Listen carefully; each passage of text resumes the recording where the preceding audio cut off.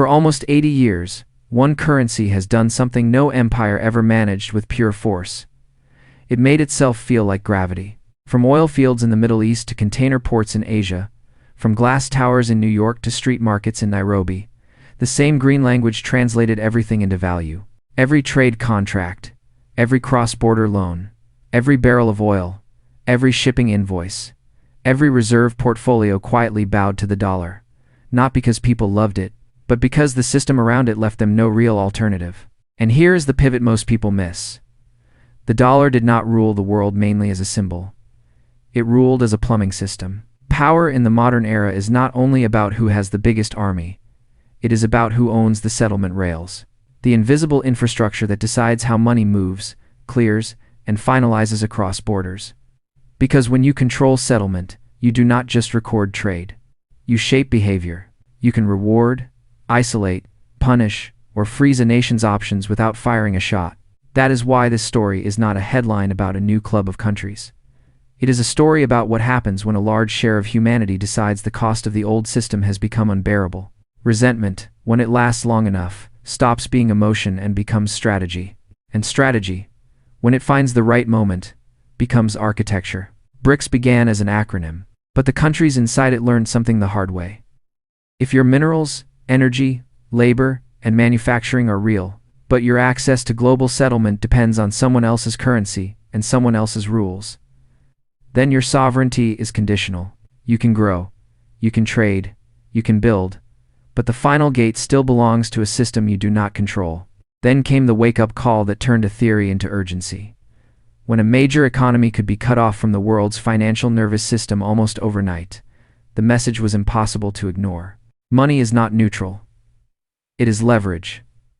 It is pressure. It is a weapon that does not need missiles to reshape the map. So the question that hangs over everything is not whether the dollar will disappear tomorrow.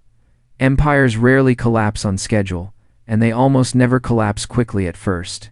The question is sharper and more dangerous. What happens when the world stops treating the dollar as the only bridge and starts building a second bridge that does not touch the first one at all? To understand why BRICS matters now, not 10 years ago, and not 10 years from now, you have to understand how deeply the dollar embedded itself into the world after World War II. This was not accidental, and it was not purely economic. It was strategic design.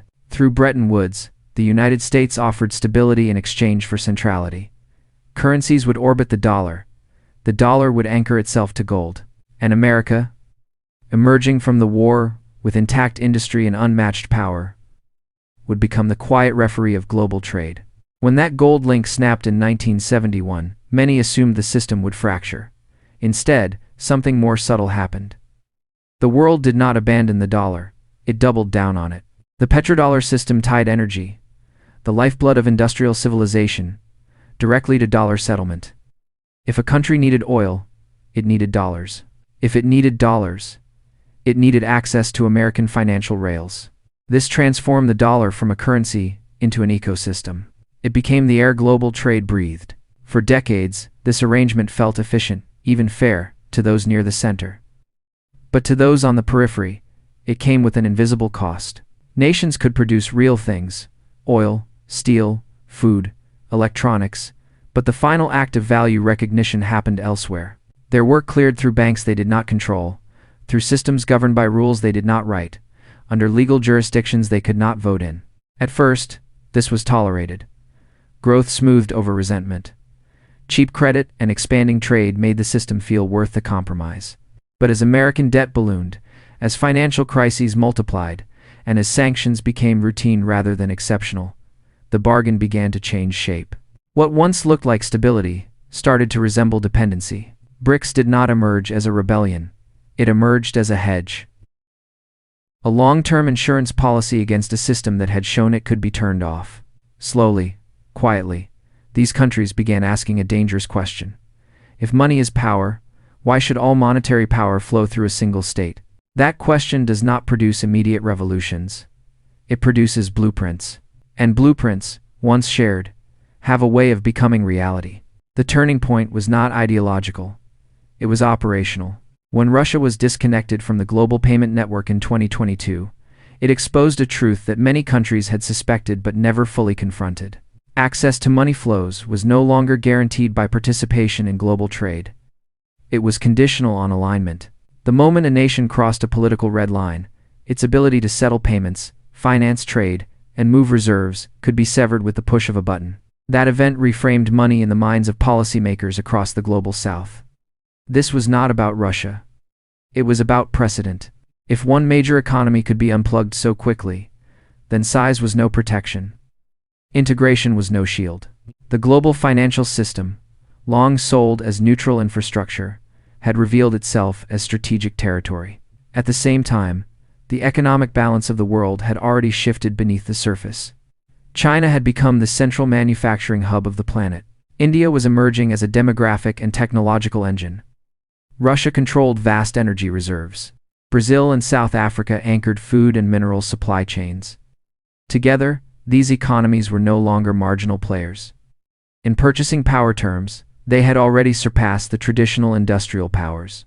What they lacked was not production, but settlement autonomy. This is where the BRICS idea stopped being symbolic and started becoming architectural. The goal was never to crash the dollar. That would harm everyone, including the challengers. The goal was to make the dollar optional, to build a parallel system that could function independently, quietly absorbing trade flows without triggering immediate confrontation. A new settlement layer began to take shape in conversations, agreements, and technical trials. Local currency trade expanded. Bilateral clearing mechanisms replaced dollar invoicing. Central banks experimented with digital settlement platforms. None of this made headlines at first, because it did not look dramatic. But financial revolutions rarely announce themselves with noise. They grow in the margins, then suddenly appear fully formed. The core insight driving this shift was simple and unsettling. Power in the modern world does not belong to whoever prints the most money, but to whoever defines how money moves. Control the rails, and you shape the map. What BRICS was attempting was not to overthrow an empire, but to outgrow it. To create a system that reflected a multipolar world rather than a unipolar one. And once that logic takes hold, it becomes very difficult to reverse. Imagine the moment when the abstraction becomes structure. Not a declaration of war, not a dramatic announcement aimed at headlines, but a technical unveiling framed as efficiency. A BRICS summit, where leaders do not speak in ideological slogans, but in the language of infrastructure, settlement speed, asset backing, liquidity design, risk insulation, because that is how financial power is built in the modern age, quietly, behind terminology that sounds boring until it suddenly is not. The proposal that has been circulating in fragments is not a single currency meant to replace national money. It is something more calculated. A settlement unit designed specifically for cross-border trade, anchored to tangible assets rather than political promises. Gold, energy, industrial metals, and a weighted basket of member currencies form the spine. Not to create speculation, but to create confidence. Not to dominate consumers, but to serve producers who want payment without exposure to foreign leverage. This is the critical distinction many observers miss. The dollar's strength was never only that people used it. It was that they had to hold it. Reserves, trade buffers, debt servicing, all required dollar stockpiles. A BRICS settlement unit does not need universal adoption to matter. It only needs enough volume among the world's largest commodity producers and consumers to function as an alternative channel. Technologically, the system does not need to be revolutionary. It only needs to be independent. A distributed ledger controlled by member central banks. Direct clearing between institutions. No intermediary correspondent banks subject to foreign jurisdiction. No choke points where access can be revoked. Payments from one port to another, settling in seconds, not days, outside the reach of sanctions or secondary enforcement. At first, the shift would look trivial. A few energy contracts priced differently. A handful of bilateral trade agreements rerouted. But markets are sensitive to direction, not just scale. Once participants see that settlements can occur smoothly outside the dollar system, incentives change. Holding dollars becomes a choice rather than a requirement. And when reserve managers begin to think in terms of optionality, the psychological monopoly breaks. This is where the real pressure emerges. Not through collapse, but through dilution. As trade volumes migrate, even partially, demand for dollar liquidity softens at the margins. Treasury markets feel it first. Borrowing costs inch upward as buyers demand compensation for rising structural risk. Sanctions lose precision as alternatives absorb the shock. Financial power that once felt absolute begins to behave like influence rather than control. None of this happens overnight. Empires do not fall in a single quarter. But they do change character. The dollar does not vanish. It becomes one system among several, and for the first time in decades, America must operate in a world where its currency is strong, but no longer singular. This is not a catastrophe scenario. It is a rebalancing. And rebalancing is often more destabilizing than collapse, because it forces adaptation without clarity. Markets hate uncertainty more than bad news. And a world with competing settlement systems introduces uncertainty at the deepest layer of global finance. The question is no longer whether BRICS can build this architecture. It is whether the existing system can adapt to a world where trust is no longer exclusive, and where power is negotiated transaction by transaction, not assumed by default. This is where history stops being a backdrop and starts becoming a warning. Monetary systems do not collapse because of competition alone. They collapse when trust thins faster than power can enforce it. And trust, once damaged, does not return on command. It migrates. Slowly, at first, then decisively. Every dominant currency in history followed the same arc. It began as a solution to chaos, became a tool of expansion, and ended as a victim of its own success. Rome's silver denarius worked because it embodied discipline and restraint. When expansion outran revenue, the response was dilution. Less silver, more promises. The coin still looked the same, but it no longer carried the same weight. Prices rose. Confidence eroded. The empire rotted inward long before the borders failed. The modern parallel is uncomfortable because it is digital, not metallic. The dollar is not being clipped at the edges. It is being stretched. Decades of deficits, crises, and emergency interventions have normalized money creation as policy rather than exception. For a long time, the world absorbed that inflation because it had no alternative. Dollar liquidity was the cost of participation in global trade. But alternatives change behavior even before they dominate. When countries believe they may not need to hold as many dollars tomorrow, they begin adjusting today. Reserves diversify quietly. Trade invoicing shifts at the margins. Demand softens without drama. And because the United States finances itself through the willingness of others to hold its debt, even small shifts compound over time. This is why BRICS does not need to replace the dollar to matter. It only needs to introduce doubt. Doubt about permanence. Doubt about neutrality. Doubt about whether the rules of yesterday will govern tomorrow. Financial systems are belief machines. Once belief becomes conditional, the structure changes shape. At the same time, this is not a morality tale with clean heroes and villains. A BRICS-led system does not guarantee fairness, transparency, or stability. Power does not disappear when systems change. It relocates. New centers bring new incentives and new risks. Commodity backing reduces one kind of fragility but introduces another. Digital settlement removes intermediaries but concentrates governance in different hands. What is changing is not who controls money absolutely, but the assumption that control must belong to one place. Multipolar finance is messier, slower to coordinate, and harder to dominate.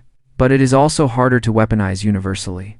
And for many countries, that trade-off feels worth it. Empires rarely notice the moment when they stop being inevitable. The trains still run. The payments still clear.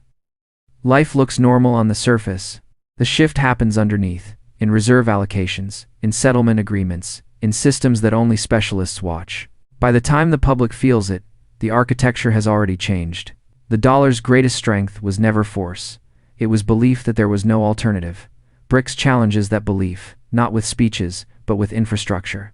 And once infrastructure exists, history suggests the rest follows. If this shift accelerates, the consequences will not arrive as a crash. They will arrive as friction. Small delays, higher costs, reduced leverage. The kind of changes that do not make headlines but quietly reshape daily life. A world with multiple settlement systems does not explode. It exhales.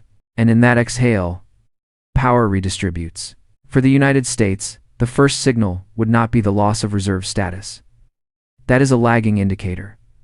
The earlier pressure point is financing. When global demand for dollar assets softens, even marginally, borrowing becomes more expensive. Higher yields are not a policy failure in isolation, but over time, they constrain choices. Military spending, social programs, crisis responses, all become more politically and financially expensive. Inflation, once exported through global dollar demand, becomes more domestic. Sanctions also change character. They do not disappear, but they lose universality. Instead of freezing entire economies, they push activity into alternative channels. This does not empower good actors automatically. It simply reduces the reach of a single enforcement tool. Power becomes situational rather than systemic. For emerging economies, the picture is mixed. Reduced dependence on the dollar lowers exposure to external shocks, but it also removes a familiar anchor. Currency volatility may increase. Governance standards may diverge. Financial fragmentation raises transaction costs even as it restores autonomy. Stability gives way to choice, and choice brings risk. This is where the analogy to past transitions matters. When Britain lost financial dominance, the pound did not vanish. It became one currency among several. London remained influential, but no longer absolute. The transition was not dramatic, but it reshaped the 20th century. What is happening now follows the same pattern, compressed into a digital time frame. The deeper shift is philosophical. Money is no longer just a claim on a state. It is becoming a claim on systems, on networks of trade, data, energy, and trust. Digital settlement turns value into flow rather than stock. Control belongs less to who issues and more to who connects. BRICS understands this. Its power is not ideological alignment but functional integration. Energy meets manufacturing. Resources meet labor. Markets meet infrastructure. The currency question is simply the final layer. Once trade flows bypass the old rails, the map redraws itself. The world is not moving toward chaos. It is moving toward complexity. A multipolar financial order is harder to predict, harder to dominate, and harder to stabilize. But it reflects the reality of a world where production, consumption, and power are no longer concentrated in one place. History suggests that systems survive not by insisting on permanence, but by adapting to plurality. The dollar can remain strong without being singular. The danger lies not in competition, but in denial. Empires fail fastest when they confuse habit with destiny. The next phase will not be announced with a date or a treaty. It will unfold transaction by transaction, contract by contract, settlement by settlement, and by the time most people notice, the question will no longer be whether the system changed, but whether anyone remembered to prepare for it. This is how monetary revolutions actually end. Not with alarms, not with markets in freefall, but with normalization. The day a BRICS-based settlement system becomes routine will not feel historic. Screens will refresh, charts will move a little differently. A trade that once cleared in dollars will clear in something else. And most people will not notice, because daily life rarely announces structural change. That is why the real transformation is not technical. It is psychological. The dollar did not rule the world by force. It ruled because trust clustered around it. Trust that contracts would settle. Trust that reserves would hold value. Trust that access would remain open. Once trust becomes conditional, once alternatives feel viable rather than theoretical, the monopoly dissolves quietly. This does not mean the West collapses or that a new empire automatically rises. History is rarely that clean. What emerges instead is a world where money behaves more like power actually does. Distributed, negotiated, contested. A world where no single currency can assume permanence, and where financial authority must be maintained rather than inherited. In that sense, BRICS is less a challenger than a mirror. It reflects the cost of a system stretched too far by debt, sanctions, and belief that there was no substitute. It forces accountability not through rebellion, but through choice. And choice is the one thing monopolies cannot tolerate forever. The deeper lesson is older than Rome and more relevant than any currency ticker. Money has always been a story humans agree to believe. Gold, silver, paper, code. Each era chooses its language of trust. When belief shifts, systems follow. Not all at once, but inevitably. We are living inside that shift now. Not at the end of the dollar, but at the end of its unquestioned dominance. The future of money will not belong to one nation or one ideology. It will belong to networks, trade flows, and the quiet confidence that settlements will still settle when power disagrees. And when historians look back on this period, they may not mark a single date. They may simply say this was the moment when the world stopped asking which currency ruled and started asking which system it trusted more. If this kind of deep, structural analysis is how you want to understand the forces reshaping the global economy, stay with the channel, share the conversation, and subscribe, because the most important financial shifts never arrive loudly. They arrive normalized, and by the time they feel obvious, the leverage has already moved.